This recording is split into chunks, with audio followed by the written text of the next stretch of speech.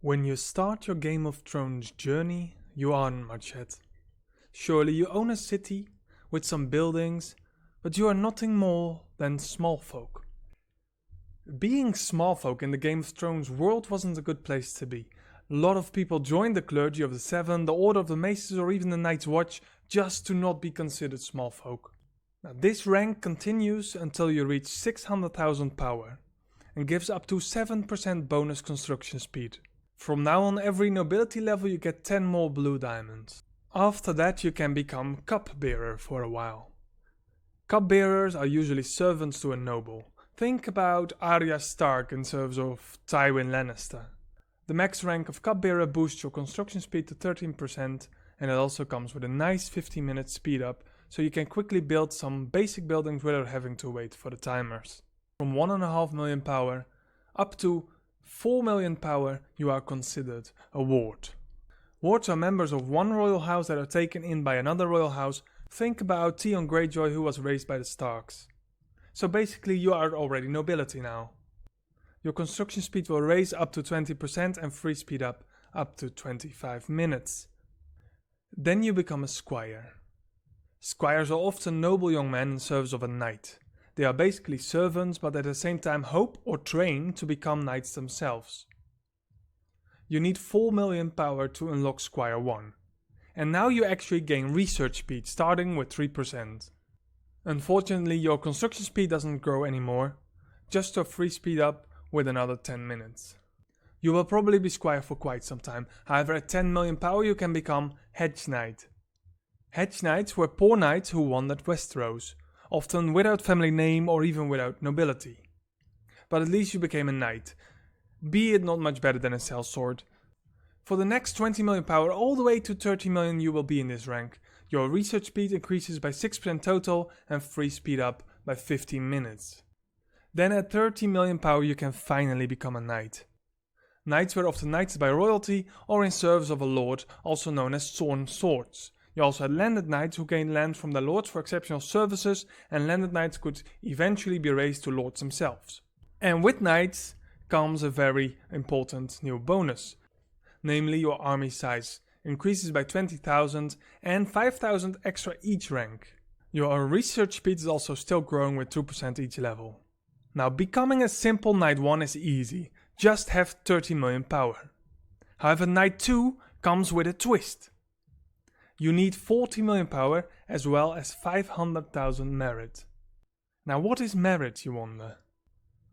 When you are in combat with anyone of Knight 1 rank or higher, so at least 30 million power players, killing or losing tier 3 or higher troops will give you merit. So both players need to be at least Knight 1, and this is also called high nobility rank.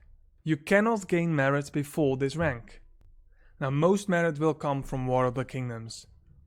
The final minutes before War of the Kingdoms starts, make sure to scout the entire map. Look especially near great cities and the smaller cities as well, like Old Town and the Twins. Nearly all hives you will find around cities. Look for players above 30 million rating and knight rank and unbubbled castles. The more the better. Now be aware to not attack something much higher than you, and always try to scout, as it might be a trap. Trap cities are cities that are unbubbled and always have anti-scout. Often very strong players garrison their strongest army in their cities, and when you attack it, you actually get defended by someone with more than 300 million rating instead of the 13 million you expected. When you garrison someone, your army always takes the first hit, without the enemy being able to reach the actual city. Only after you defeated the garrisoning player entirely you can attack the city. Lots of servers do something called a purge, hours before War of the Kingdoms. Here they go around the entire map and kill smaller players, which is not nice, but a necessity to prevent the invading kingdom to gain merit and points a few hours later. This might make it harder for you to gain merit. Then the next rank is Lord Commander. A Lord Commander was the leader of the garrison defending the wall, but also the leader of the King's Guard and leaders of the City Watch in major cities. It requires a dazzling 2 million merit and 80 million power. Here your research speed still rises with 2% and army size with 5,000 every rank. Now during that time in Lord Commander, most likely on Lord Commander 3, you will start unlocking your royal troops. You think it will actually take a long time to become the next rank, Advisor. But it's actually not that bad. The rule of thumb in this game namely is, the stronger you are, the harder you grow. Especially in speed ups, as well as your free speed up, it increases a lot. Then of course your alliance help is in percentage, which means for example if you start a research for 100 days, you will get much more free days than when you are a very small player from the 30 people helping with the research. And of course your buildings, gear and talents and much more reduce the time to craft things. Advisor comes with a very interesting bonus, namely further attack increased. Further attack is a boost in attack, but only when you are under effect of fervor, which means you cannot bubble and you recently attacked or scouted someone. So the 150 million power to 300 million power will probably go as fast as the 100 to 150 million.